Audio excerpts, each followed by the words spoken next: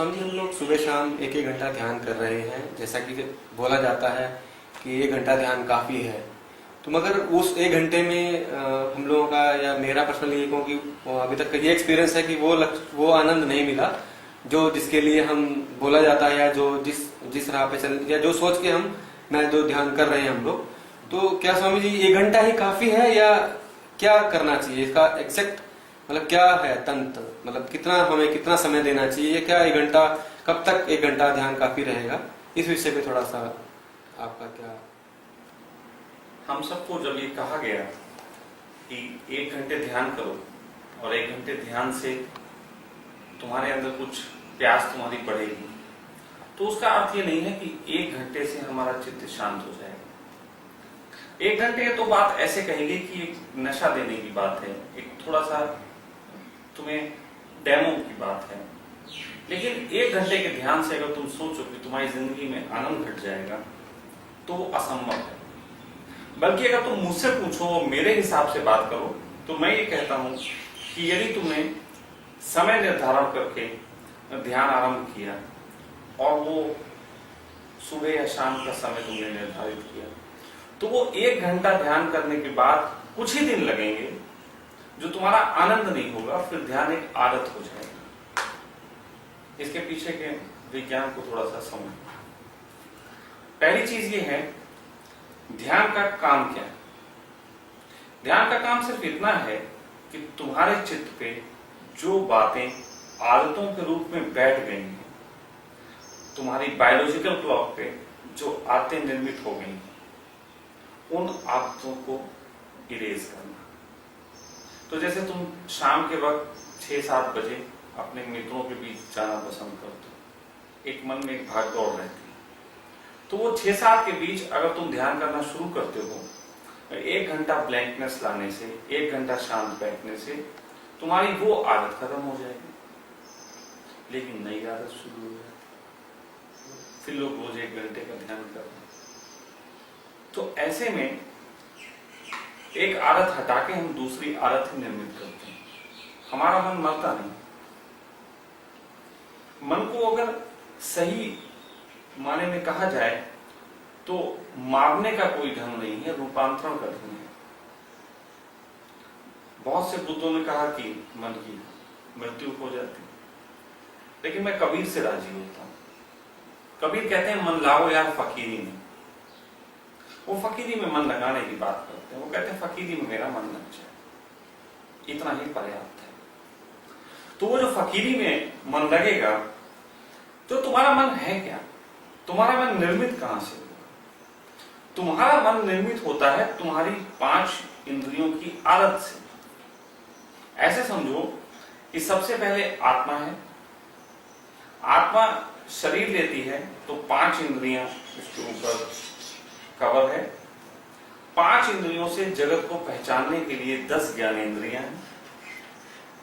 10 ज्ञानेंद्रियों के अपने स्वभाव हैं, जिससे हम जगत को महसूस करते हैं। लेकिन वही स्वभाव फिर जरूरतें हैं, और जरूरतें आदतें। तो उसमें 5 इंद्रियों का सहयोग। लेकिन जब तुम किसी एक वक्त ध्यान करते हो, तो उस खास मौके पे कोई एक इंद्री अधिक एक्टिव होती है।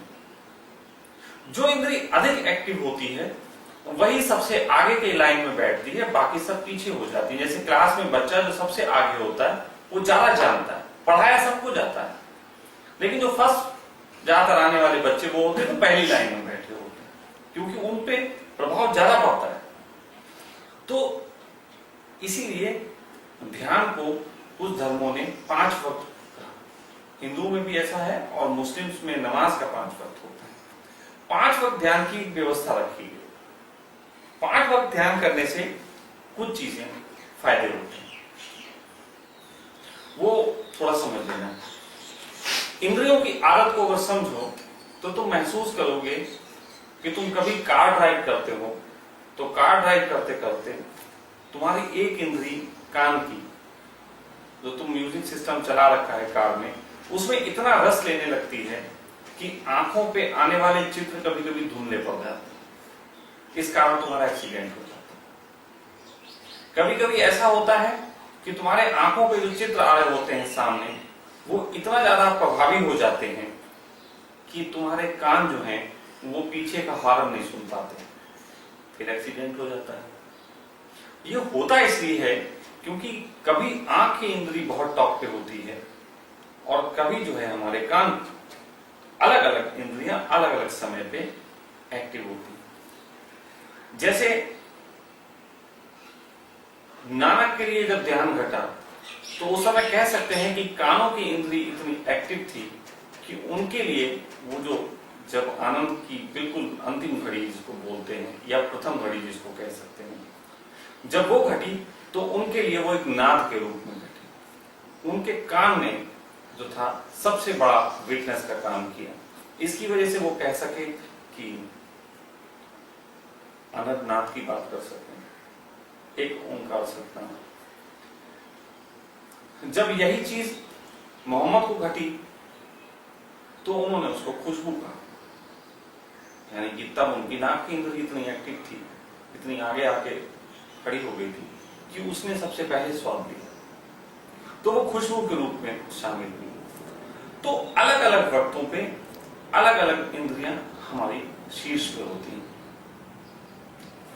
तो 5 वक्त अलग अलग समय पे जब आप ध्यान करते हैं तो आप सही मानों में सभी इंद्रियों को पूर्णतः सेटिस्फाई कर पा रहे हैं और सभी इंद्रियों के पास बराबर का स्वाद होता है कि वो तुम्हें मनलागो या फकीरी में सपोर्ट कर सके। वरना होता क्या है कि तुम्हारी एक इंद्री तो मनलागो या फकीरी की तरफ होती है, दूसरी इंद्री तुम्हें संसार की तरफ घसीटती है। जैसे तुम्हारा आंखें तो बंद होना रहती हैं ध्यान के वक्त, लेकिन कान जो है वो बाहर की आवाजों में लगे रहते हैं। कभी कभी होता यह है कि तुम कान को भी किसी तरीके से रोक लेते हो और बाहर की आवाजों से भी अपने को अंदर ले आते हो, लेकिन जुबान पे स्वाद तुम्हारा बड़बड़ाने लग जाता है, कुछ खाने की इच्छाएं खुशबू में तुम्हें परेशान करने लगती हैं। तो अलग अलग इंद्रियां अलग अलग समय पे तुम्हारा विरोध करती हैं। लेकिन अगर हम 5 इंद्रियों को, उनकी टाइमिंग को समझ के अगर हम उनको भोजन दे पाए, आध्यात्मिक स्वाद, तो फिर हमारी 5 इंद्रियां मिलके सपोर्ट करती हैं हमें उस स्वाद की तरफ ले चलने के लिए। लेकिन अलग अलग वक्त पे अलग अलग इंद्रियां एक्टिव होती हैं, इसकी पहचान तुम कर सको ये बड़ा मुश्किल है। तो एक सा ध्यान अगर तुम दोगे तो गड़बड़ हो जाएगी। अगर तुम सोचो कि एक तरीके का तुमने सिर्फ ध्यान दे दिया, फिर हमने कोई ध्यान विधि कर लिया, वो तुम 5 वक्त करने लगे, तुमने सोचा एक विधि है, हाथ लगे, अब हम 5 वक्त एक सी करें, इससे काम नहीं होगा।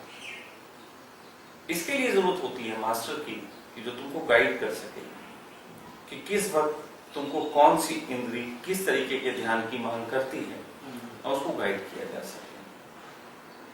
और जब तक तुम 5 वक्त और 5 इंद्रियों को बराबर भोजन नहीं देते, तब तक तुम 1 घंटे कितना भी ध्यान करते रहो, कोई यात्रा नहीं होती।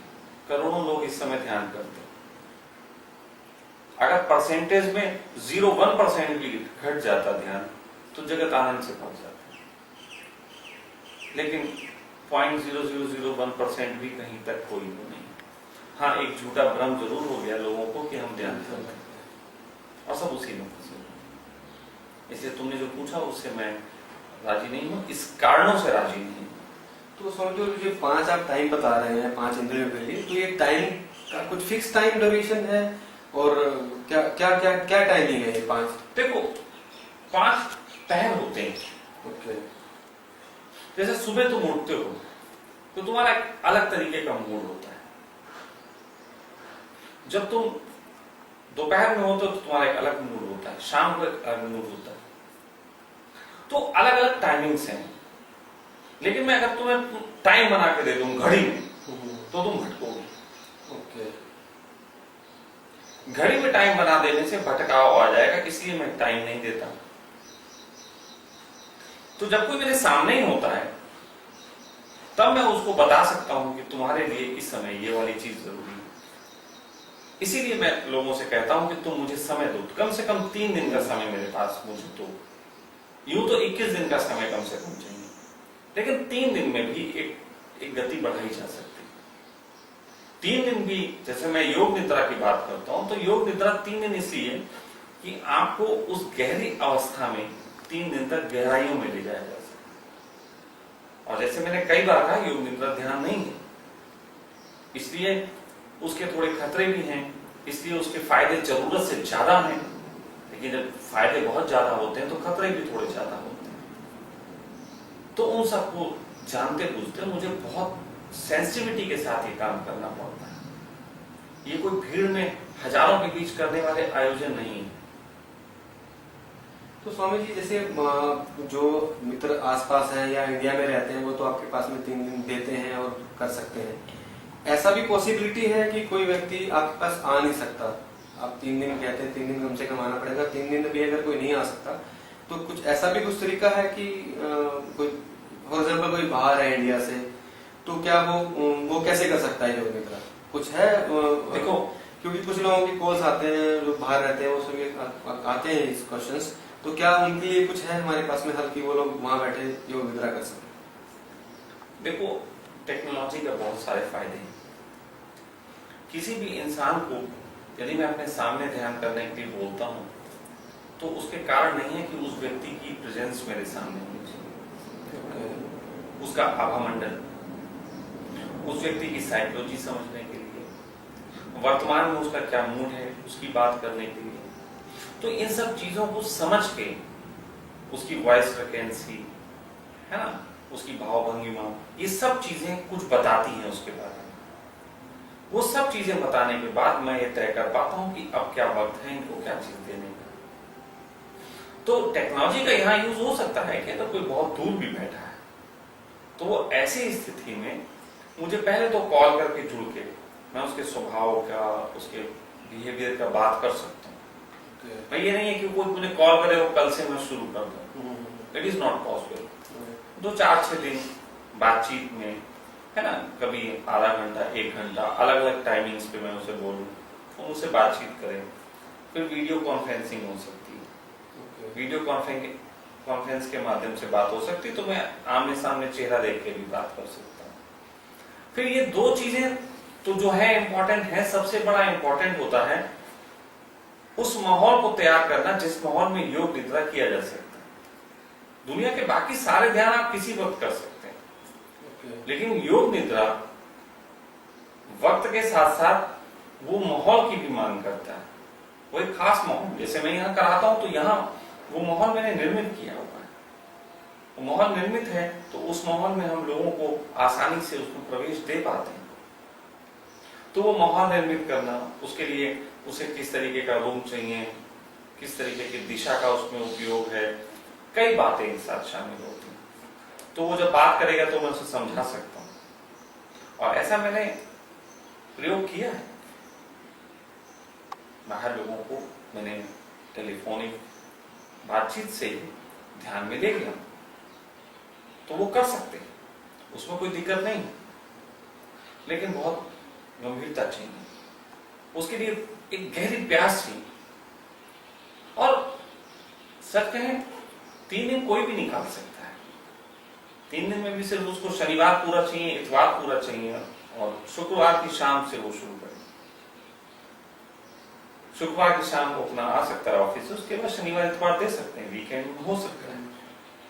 लेकिन मुझसे बातचीत करनी पड़ेगी, पहले बातचीत करके सारी बातों को समझ के उसके बाद में उसे आगे की बात कर सकते हैं। और उसके परिणाम भी आते हैं, वही आते हैं। क्योंकि अगर कोई ये सोचे कि कोई मेरे पास आ रहा है और मैं उसको कोई ध्यान करवा रहा हूं, तो यहां भी सब जानते हैं मैं बहुत प्रेजेंस नहीं अपनी देता, गाइडलाइन देने के बाद मैं हट जाता हूं। मेरा मानना है कि जब कोई ध्यान करता है तो यदि उस पर कोई निगाह भी रख रहा है तो उससे उसके अंदर एक संतावना है, और एक तरीके से वो किसी की गाइडलाइन में कर रहा है, ऐसा उसे आभास है। और उस आभास के कारण उसकी खुद की प्रतिभा नहीं निखरती। तो मैं ये चाहता हूं आभास में दूं, लेकिन जल्दी उस आभास को हटा भी लेता हूं, ताकि लोग अपने आप यात्रा कर सकें। और ये जरूरी है। मेरा काम नहीं है कि मैं तुम्हें अपने कंधे पे बैठा के ले चलूं, मेरा काम सिर्फ इतना है कि मैं तुम्हें एक धक्का दूं और बाकी यात्रा तुम अपने आप करो। तो बहुत हद तक पॉसिबल है, इसमें कोई दिक्कत नहीं है। जो मित्र ऐसा कर चाहते हैं, दूर हैं और ऐसे प्रयोग में करना चाहते हैं, तो उसके लिए फिर वो बात कर सकते हैं, लेकिन 3 दिन का उनको मुझे समय देना पड़ेगा। उससे पहले अपने हाँ, उससे पहले बातचीत करनी पड़ेगी, फोन करें, बातचीत करें। मैं सहज उपलब्ध हूँ, मैं कोई उन बाबाओं की तरह नहीं हूँ जो कहते हैं कि 24 घंटे मेरा दुनिया के लिए है और जब भी मिलने जाओ वो सोते होते हैं। तो मेरा ऐसा नहीं है, मैं जितना समय हो सकता है उतना देने को तैयार हूँ। जब मैंने लोगों को बाहर कैंप ऐसे कराए हैं तो यहाँ रात होती थी, वहां दिन होते थे, तो मुझे रातों में भी जागना पड़ता था। लेकिन कोई बात नहीं, अगर तुम्हें वो आनंद मिलता हो तो मेरे लिए इतनी पीड़ा चलेगी। वो मेरी पीड़ा नहीं है, वो मेरी आनंद है।